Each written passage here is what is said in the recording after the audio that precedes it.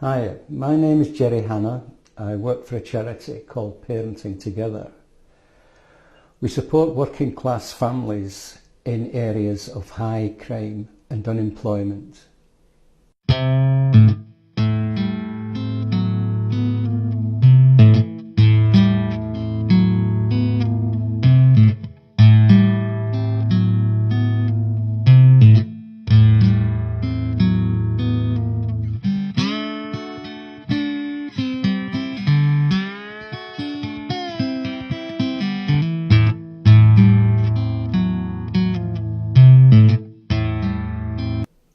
In this video, I follow the money to be made by the local authorities from selling children to paedophiles, slave traders and child traffickers. In 1995, I interviewed an HIV positive paedophile. According to police, he potentially infected over 100 children. For over 15 years, he unopposed carried out crimes against young people, protected and hidden by the local authorities, the local police force, the NHS, the education department, and everyone else associated with child protection. Because this particular paedophile was HIV positive, the grooming gangs allegedly paid him to deliberately infect these children in the worst way possible. The grooming gangs believed that AIDS was divine retribution against non-believers and homosexuals. In 2001, I discovered that these paedophile gangs were selling virgin sex to high-ranking officials in the Bradford area. They had what I called paedophile parties, where these officials attended anonymously, obviously to the girls involved. Lots of things actually intrigued me right from the very beginning. For one thing, over 100 children being sexually abused in such a horrific way must have been reported hundreds of thousands of times to the authorities, but nothing was done. The other thing that really got to me was, where did these people get their information from? It seemed very, very strange that they knew exactly where these young girls lived.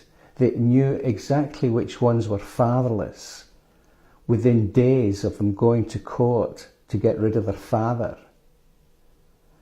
This information could only come from social workers actively involved at the time with those very vulnerable young children. This following clip is a programme interview with Jane Senior. I'll let it explain itself.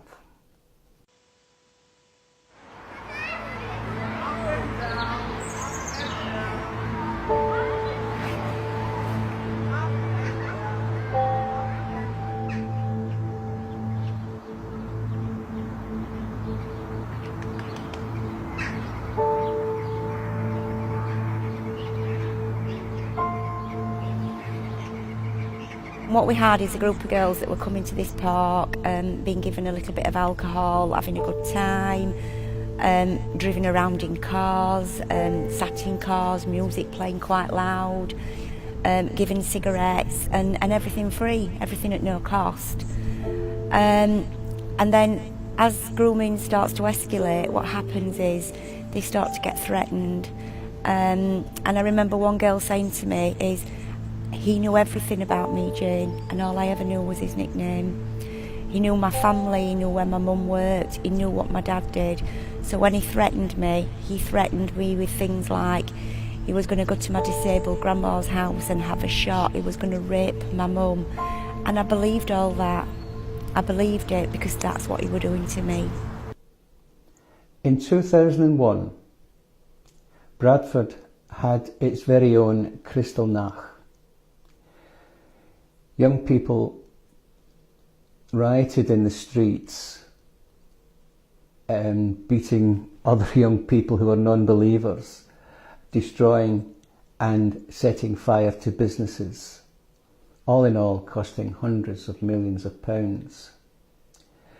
This transpired to be a backlash from local traders who refused to pay a local, unofficial tax. This tax was levied on non-believers who occupied what the grooming gangs considered to be their area. I personally knew of several people who were victims of this particular night, and one tragic story involves two brothers. They were having a drink in a local pub, and these people walked into their pub and threatened the landlord. I was shouting a bit of an exchange, whatever happened. These two brothers decided that they could perhaps reason with these people, these grooming gangs, and ask them what was going on. They attacked them with machetes, causing life-changing injuries to both of them.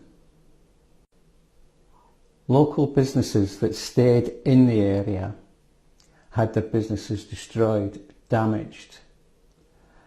They were persecuted relentlessly. The children were persecuted relentlessly, bullied, raped, groomed. The business people who could moved to better areas to get away from these gangs, but the gangs simply followed them. And it's now in a situation where North Yorkshire, traditionally a much safer district, is now home to 4 times as many registered sex offenders as South Yorkshire. Property prices in Bradford dropped to what was probably the lowest prices in the UK for a house. They were offering building contractors, such as I was at one point, the opportunity to buy 3-bedroomed houses, ex-council houses, for £1. Needless to say, someone took up the offer, and every time they installed a window, a pipe, or delivered any plaster, it was stolen. It ended up with a security company keeping an eye on the property, a 3-bedroomed house, but it made no difference. As soon as the house went up for sale, or as soon as the opportunity arose, they either set fire to it or destroyed the house. They were eventually bought by people who had no problems whatsoever with local vandalism, and they were then turned into flats, bedsits and hostels. This BBC report shows to what extent people will go to, what the local authorities will do to prevent people from voting UKIP. Saville made millions, not just from his TV personality engagements, etc., but he provided high-ranking officials with vulnerable children, or available children, perhaps a better word. And he got to know them obviously through his connections with the NHS and with local police and with the local authorities. And that was how he basically made most of his money. Having the involvement of high-ranking officials ensured his safety. The other side of this was that it sent out a very clear message, once again, that the local authorities cannot cope. They have the authority and the status to delete evidence, to corrupt evidence, to destroy reports, even court cases. We have evidence of being destroyed. All recordings, everything, completely obliterated. From police records, from court records, from everybody else's records. Paediatricians' reports have been corrupted and destroyed because they highlighted horrific sexual crimes against children. The floodgates opened. Before I venture into the topic of child abduction and child trafficking, I want to shout out for Samantha Jane Richards, probably the UK's #1 authority on child abduction. Women's support groups, solicitors and other organisations, loads, they all encourage women to get rid of the dad. That way they can claim the maximum benefits, they can claim his property, they can claim CSA money, all sorts of benefits, the house, everything, and they can support their new boyfriend with the CSA payments from the dad. This all hinges on separating children from their parents. These Middle East countries will pay hundreds of thousands of euros for prime breeding stock, which is young, possibly baby girls, blonde-haired and blue-eyed. Child trading or child trafficking is now a free-for-all by motorcycle gangs, by local officials, by anyone who can get hold of a child and sell them abroad. Institutionalised child trafficking and abduction is generally perpetrated by social workers and their hired guns, the local police. There are now officers especially trained in abducting children from their family. But listen, I told you it's not going to go away, didn't I? Well, We can't leave. you can. I can't. You can. I've got a job to do and the courts have said that we've got to do this, okay? If I come with you, I'll have to kill you all. We'll talk about that later. I know you feel like you want to do that, but... I'm not coming. Come on. No. Come on. Get off me. Come on. Get Come on. off. Listen, darling. I don't want to hurt you. So just come with me, okay? No. Swizzy your legs around for me.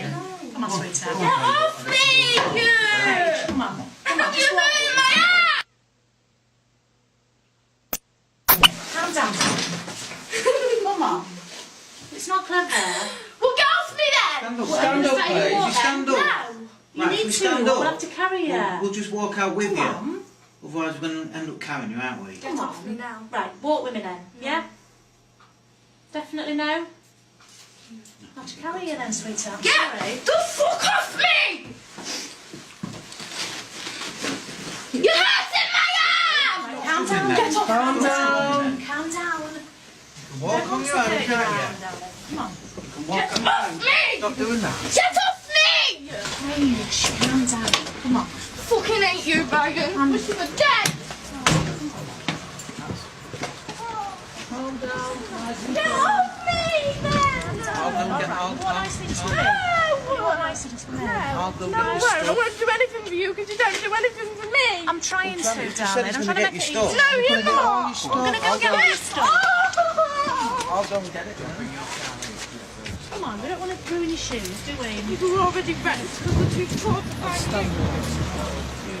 Get off me! No! Get off me then! No!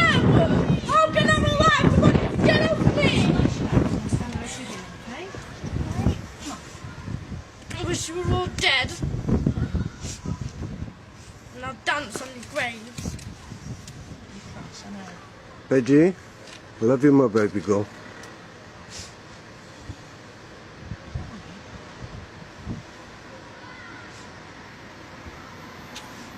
go to the hospital next year, we're gonna get...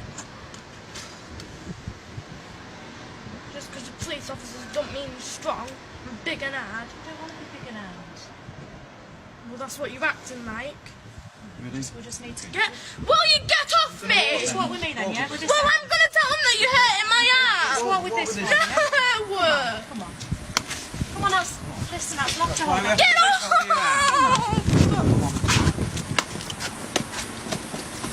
Get off me!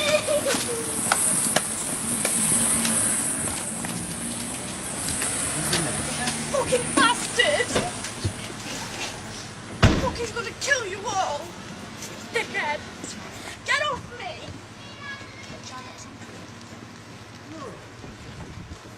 Thank you.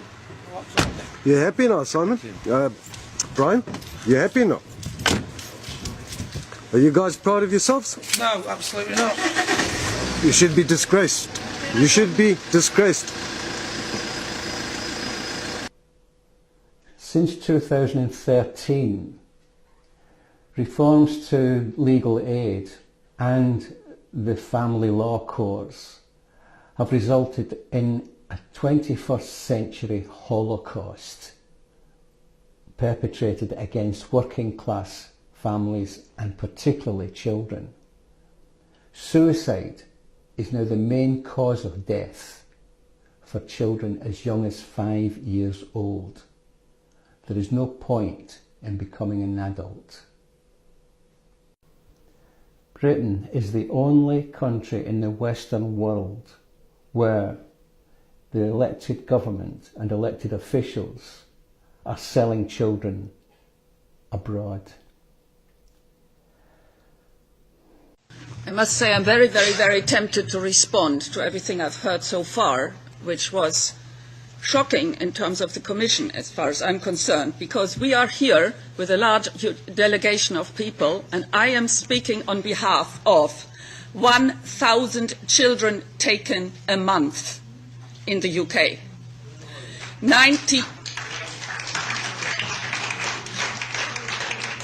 Please respect the committee. Do not applaud. I'm sorry, the F5 button doesn't work. Oh, yes, it does. 100,000 children a month and 90,000 or 100,000 children a month are too much. When are individual cases too much? When is pain too much? I can assure you I've seen enough individual cases, and there are at least one Belgian journalist who has seen enough individual cases, and there is one journalist, Christopher Booker, who writes regularly about individual cases. But nothing changes, and nothing has changed in the UK. That's why we are here today. We are here crying for help. There are children screaming to be heard. If you don't hear those children scream, who will? Only the United Nations. That has to be our next step. What are you living if you only preach those wonderful laws?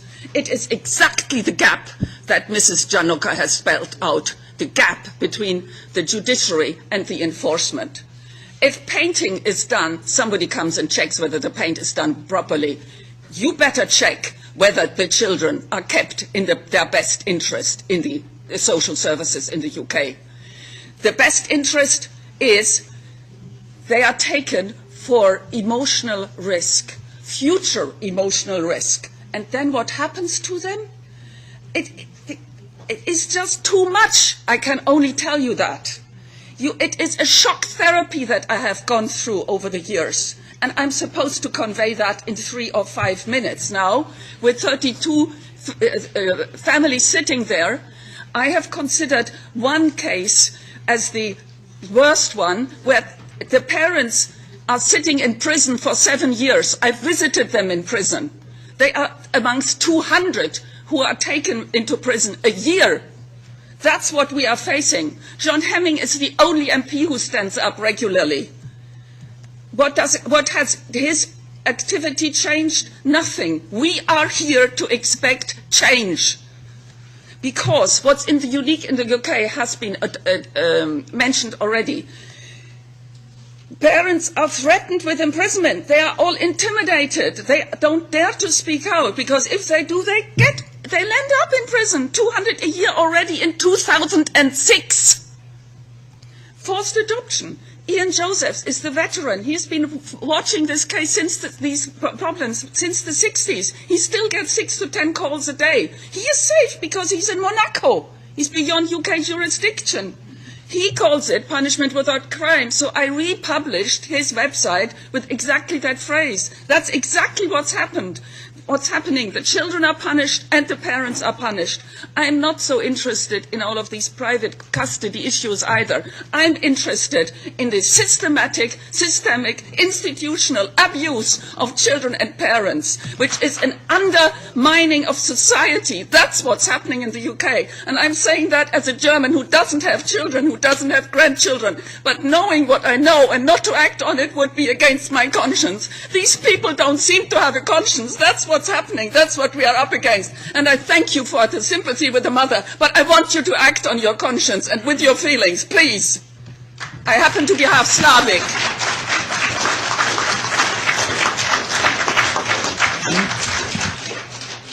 The censorship of contacts is the most cruel thing. That's what's happening to children. We've got with us the Portuguese family whose 5 children have been taken. They can't be speaking in Portuguese. It is too much to describe each and all of the problems. That's what I'm telling you. So I had to see. I am a system analyst. I try to find the patterns that connect. I'm here with people from Wales. They have seen it more closely than we can in London. It is too much to believe. I don't blame you if you, as the committee, can't take it either and don't believe it. It is too unbelievable what is going on. You cannot imagine that that's happening in a Western country, the UK with its wonderful image. Thank you so much. We are not that unaware of it. But there is this legal gap that we are dealing with, and we have to complete it. It's a big gap, I'm afraid. And this is a destruction of the European idea. I completely agree with you. It is absolutely too much. Thank you so much. Oh, yes. I would like to complete this first circle of... Does she have any more to say, or is that... Oh, no, sorry. Yeah, please. She hasn't finished. She hasn't finished.